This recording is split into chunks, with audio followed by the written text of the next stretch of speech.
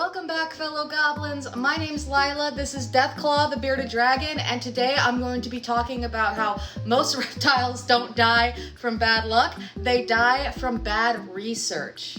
In today's video, I'm going to be going over how to properly research before getting any pet reptile. This is something that I find to be so incredibly important and also incredibly difficult. There are so many conflicting sources and so many different people providing different information that it can be really difficult to know what information is best when it comes to keeping your new pet reptile. When getting any pet reptile, the very first step is knowing exactly what pet reptile you want. And then in terms of researching how to keep them properly, you're going to want to look into immediately where that reptile is from, what they eat in the wild, what their temperatures and humidities are like in the wild, what their behaviors are like in the wild, how you can best replicate that in captivity, etc., etc. Research what these animals are like in the wild, because unlike cats and dogs, reptiles are not domestic animals. They come from the wild. They are inherently wild animals, and although they are our pets, we need to make sure that we replicate that wild environment to the best of our ability. Step 2 in researching your pet reptile is going to be understanding their biological functions and why we need to provide the things that we provide in captivity to them. For example, providing UVB to bearded dragons, for example, is incredibly important because in the wild, they're from Australia and they intake a ton of UVB and UVA because they are in Australia where it's very hot and there's a lot of UV rays. In order to replicate this, you need to provide them with linear UVB, and the reason why is because without those proper UV rays, they are actually not able to absorb calcium properly, which can lead to, and will lead to, if you don't have UVB in the case of bearded dragons, metabolic bone disease. That's just one example. Another good example would be understanding why they need the amount of heat and humidity that they need. Heat is incredibly important for reptiles to properly digest. So you are going to need to mimic the heat that they would have in the wild to make sure that biologically they can perform digestion the way that they would in the wild, and it doesn't lead to further health problems in terms of how much humidity they need. Improper humidity can lead to things like improper shedding. It can lead to things like respiratory issues. So those things are important to understand why you need to provide them that in captivity that they would have in the wild.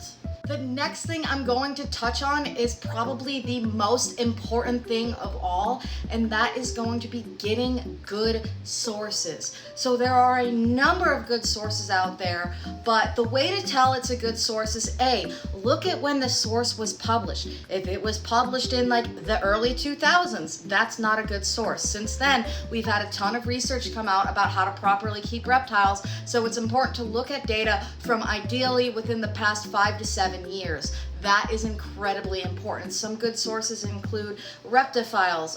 Dubia has some good sources. Those are just some examples. The other thing you're going to want to look at is scientific papers surrounding those animals that you're looking at getting. He wants to go in my hair.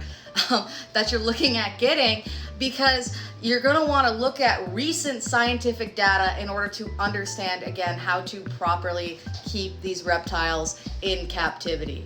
Piggybacking off of the good sources thing, not all sources are good sources just based off of when they were published. Another thing is to look at the reliability of the source itself. Is that source peer reviewed? That is incredibly important. On the internet, anybody can publish anything. I can say it is my opinion that a bearded dragon belongs in a 20-gallon enclosure with no UVB.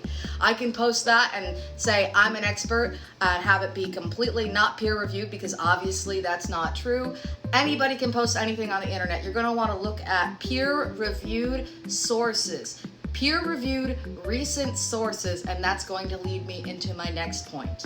The next most important thing when getting a reptile is looking at different sources. This is called cross-referencing. You're not going to want to get all of your data from one source only. You are going to want to look at a variety of sources. A good example of this is if you are using, say, a reptile textbook.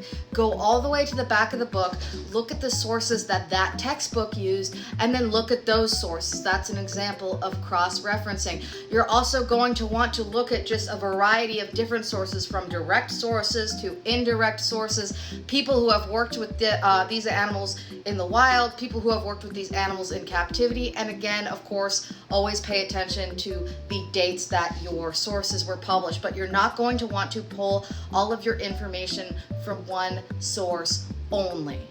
And the absolute final thing I'm going to say is that there are things that are strictly opinions based. This is going to be a whole nother video, but it's the matter of ethics, right? So what is and isn't ethical in reptile keeping is very divisive and highly subjective. A big example of this would be, minimum enclosure size. That is something that is ever evolving in the reptile community. We are constantly pushing for better and bigger sizes for reptile keeping, and there's a good reason for that, because these guys, they enjoy it more when they're given more enrichment, when they're given more space. But that being said, some things are inherently subjective, so it's important to take things with a grain of salt, like enclosure size, like what is and isn't ethical. Those are highly subjective things, which makes it even more important to look at different sources and different opinions regarding subjective matters. Oh my gosh, I'm gonna have claw marks all up on my back. He just loves my hair. One final little caveat I will say is that it is important to not listen to people who are trying to sell you something all the time. They want to sell you something. There are people, who are selling animals at, say, reptile expos, and they'll say, oh, you actually don't need that much. You just need X, Y, and Z. They are trying to get you to give them money, and they benefit from, obviously, you buying their product with, less things than what you might actually need, because they want to make money. And that's important with even like pet stores, for example. You're going to want to go off of your research, not what a seller tells you. And on that note, another thing, veterinarians are incredible.